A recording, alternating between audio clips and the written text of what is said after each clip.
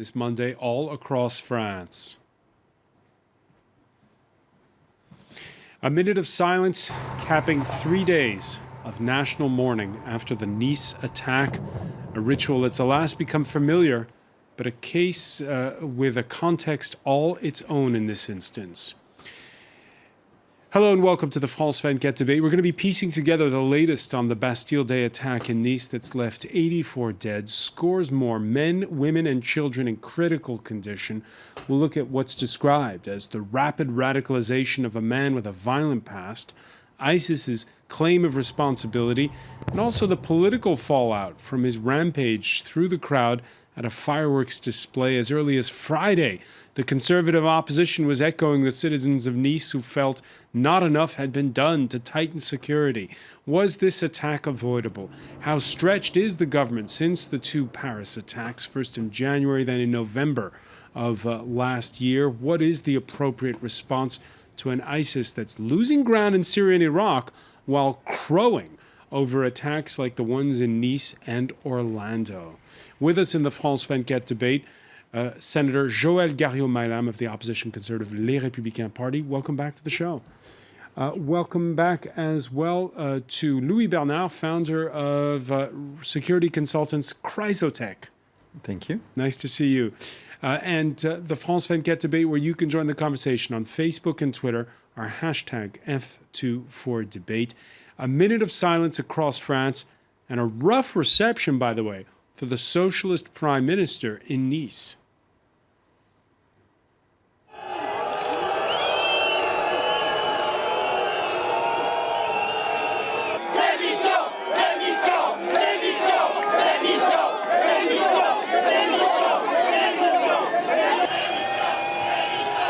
For more, let's cross now to France 24's Mark Owen, who is in Nice. Mark, shouts of resign directed at Manuel Valls. Yes, it was, as you put it, François, a very rough reception for Manuel Valls. And to be honest, I wasn't at all surprised. I've been here since, the day after the atrocity was committed.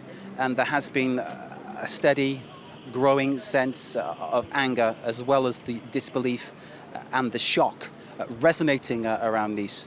And it wasn't just an isolated shout or call. As you heard there, it very much reflected that everybody down there was whistling and booing when the Prime Minister turned up to pay his respects. A minute's silence was what was called for. It turned out to be a minute's applause here in Nice, which in many ways is fitting. Often it's a minute's silence, often it's a minute's applause. But again, it was respectful, and it was something to pay tribute to those who so tragically have lost their lives. But certainly for Manuel Valls, a very, very rough reception.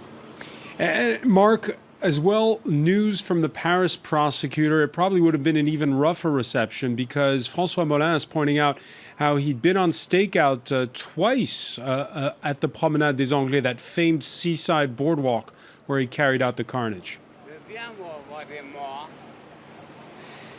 Mohamed Laouj Boulel, of course, had qualified as a truck driver. He was able to hire the van because he wasn't on any hit list, terror list, suspicion list. He was known to police because he was a petty criminal. There'd been an issue about wife beating. This has been revealed by his estranged wife. He wasn't someone who was on the radar at all, so there was no suspicion in him hiring the van. What was suspicious is that he was able to, 2 days before, take that van onto the Promenade des Anglais, where they're not allowed. And then on the day he was there, and he was asked by police what he was doing there, and apparently he said he was delivering ice cream, and he wandered off. This was allowed to happen. As people have been finding this out, there's been growing anger, and this has been in the public domain for a couple of days. So people here are getting really angry about how this was allowed to happen. They're raising questions about the state of emergency. They're raising questions about policing.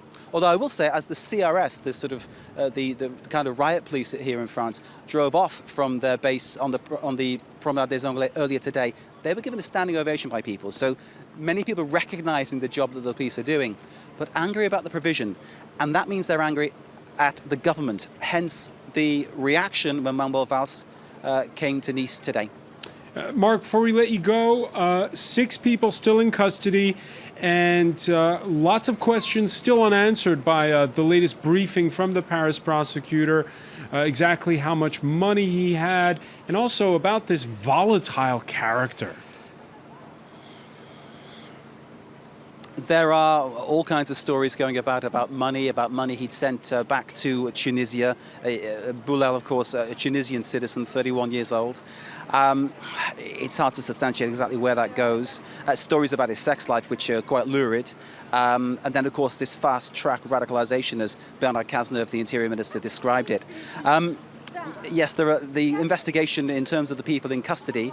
There's one man of particular interest. He was the one to whom Boulel made a phone call before carrying out the atrocity. And also this man received a text saying, bring more arms, bring more weapons. Again, feeding into this idea that there was some kind of a network, some kind of a planned event. The media here is saying that he'd been planning it for a couple of weeks. The authorities saying there was no evidence he planned it at all. So there are lots of loose ends in this one, lots of things that don't add up. And again, this is feeding into making people feel more and more angry about what has happened. A little word about the casualties, just to recap. 84 people, of course, lost their lives, among those 10 children. Earlier, we were at the Children's Hospital here in Nice, where they said that over 30% of the children brought into them were aged 5 or under.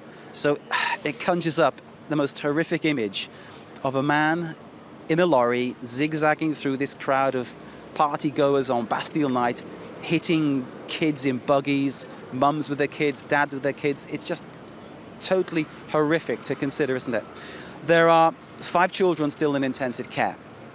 Of those 5, 3 are awake, which is a good sign. It's a sign that the body might be healing and may make a full recovery. There are 2 that are critical, and obviously that isn't a good sign. So we await news on them. The hospital is doing its best, it says, to help psychologically, both for the children and for their families. Mark Owen, many thanks for that update from Nice. And we're joined at this point by Pierre Conessa, who teaches at Sciences Po. Your latest book in French, The Little Jihadist Manual, a how-to for teens, parents, teachers, and policymakers. Thank you for joining the France 24 debate. I'm going to start with you, Louis Bernard, because some of the points raised there by Mark Owen, and most notably how that refrigerated truck was able to go on its stakeout, was able to pose as an ice cream van. Okay, let's face fact. We had a lot of discussion over the weekend of how it should have been prevented. If more policemen were on the Promenade des Anglais, it would have been prevented. Let's take the fact you have a massive beach and you have an ice cream truck or something passing as an ice cream truck with a driver telling the police, yeah, I'm just delivering ice cream. Who in their mind are going to say, ooh, maybe this is a preparation of a terrorist attack. I should turn this a truck back. No one, no policeman. So I think we should respect the police forces, both national and city police forces, for the work they've been doing. I don't think that on any beach up to now, of course, anyone would have turned back a truck which was refrigerating, claiming to be delivering ice creams. So as this debate on how it could have been prevented, I think should be far more careful, and I guess we are going to talk about this, and to be taken with far more caution than what the political elite has been doing over the weekend, and I guess that's what we are going to talk about tonight. One reaction on the hashtag F24 debate: the French police must be at their wits' end trying to protect France. Give them a break, help them do their job. Joëlle Garriaud-Mallam. I totally agree. We need, obviously, to support our police forces, and they are exhausted. Army is exhausted. They are working so hard, and that's why I welcome, in a sense, the proposal of asking the reserve forces to take part. Because there's this recruitment call by the Interior Minister.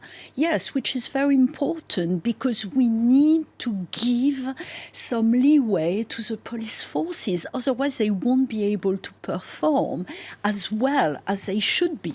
So we can't really criticize our police forces. I mean, the problem, and I really do feel the key to this issue, is the intelligence. Of course, we need to be extremely modest, extremely cautious.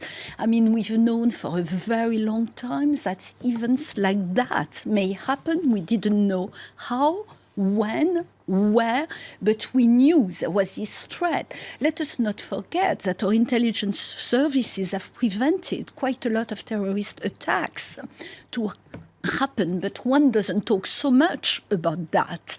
But obviously, this probably could have been avoided, but one can never be sure about All right. that. A rapid radicalization, something the Interior Minister said over the weekend, and that was confirmed by the Paris prosecutor, François when he briefed reporters. The painful news of recent months has shown that terrorist attacks are carried out either from terrorist commando cells which commit coordinated attacks from Iraq or Syria, or individuals who obey constant calls to murder by any means possible, and in particular to target France. This fanatic, murderous ideology can drive certain people to commit terrorist acts in France without ever needing to go to Syria and without needing precise instructions from terrorist organizations. Pierre Conessa, your thoughts on the way that the prosecutor has couched the investigation so far. He said from the outset it was a terror operation. Well, all the intelligence service in the world today has very important and very significant technical means. But the question, if you want to avoid interception and technical means, you use human means. You know what I mean? Today, all this intelligence service needs human sources. And the question is how to penetrate, how to go in, those communities. For example, a couple of Albanian people has probably provided, the weapon, the 75. But it's quite impossible to have people or human sources in the Albanian community, which means that probably in that case, in the Nice case, probably the operational instructions were probably delivered by a man, which means that the telephone has been used only for emergency when he was in the truck, And more broadly, in the U.S. after 9/11, there was this see something, if you see something, say something slogan. There isn't that culture in France, is there? Well, you're right. That's right. But, just remember also after the London terrorist attack, the instruction to police forces was, if you see something, a troubling situation or position of someone, shot in the head. Just remember the case of this Brazilian student, which has been killed because the policeman had instruction, to kill immediately.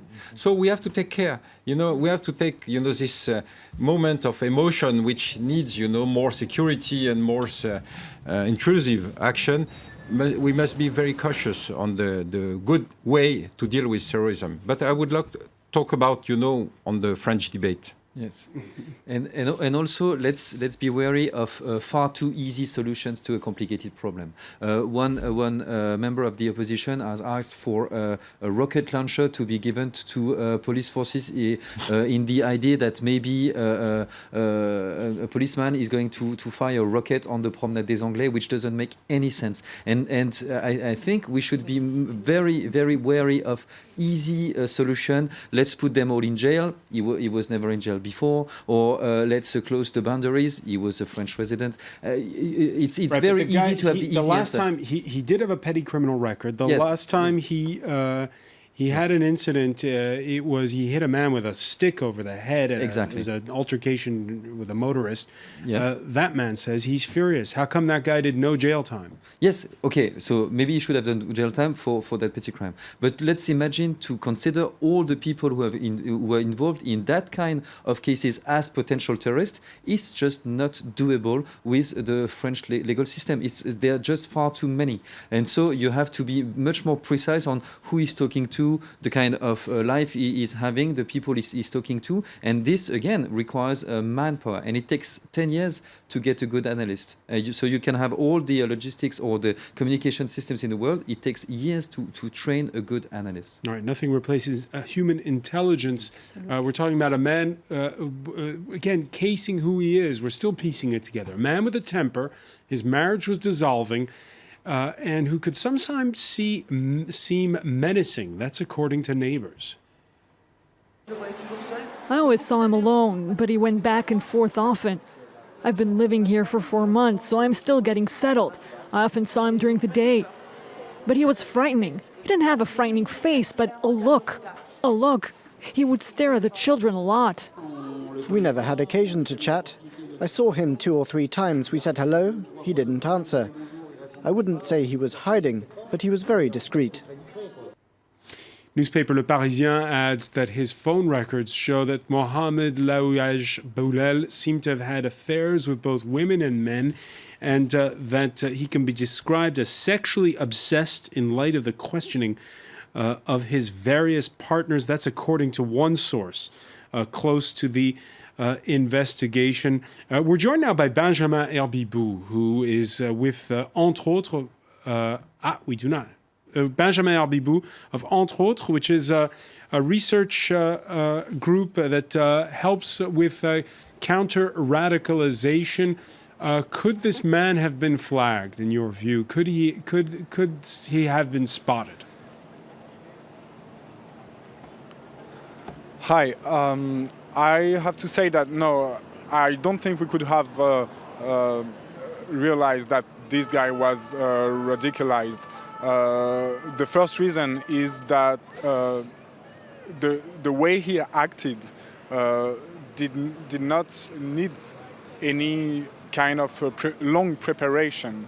It was not a big organization in network like we saw in November in Paris. So I think it was very difficult to notice that he was radicalized. Difficult to notice. Senator, on this score, when you see the profile, what conclusions do you draw about this man?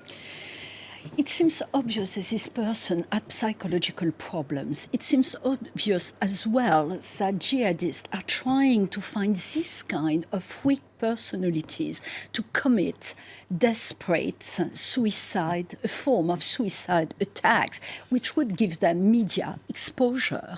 And that's why this human intelligence, as you mentioned, is so important. And I would say as well, neighborhood intelligence. We really need to have people who are going to the suburbs to talk with people and to get this kind of information just by looking at what's happening. I remember a Moroccan leader, a prominent minister, telling how they had been able not to have a jihadist attack just because a baker reported that someone who seemed to be always alone came and get a few sandwiches too many. There are little things but which can lead to sort of isolating a person and seeing what's wrong. But we need also to work because terrorism is a multifaceted aspect. We need to work on all these aspects. We need to work on these psychological issues. We have all the laws we need. We've voted so many laws on terrorism. We've got all the instruments we need, but we need, first of all, to apply the law. We need to try to look at what's happening somewhere else, like in Israel, for instance. We're going to pick up on that when we come back, because you say there are already all the laws needed on the books. We're going to pick up on that. You're watching the France 24 debate.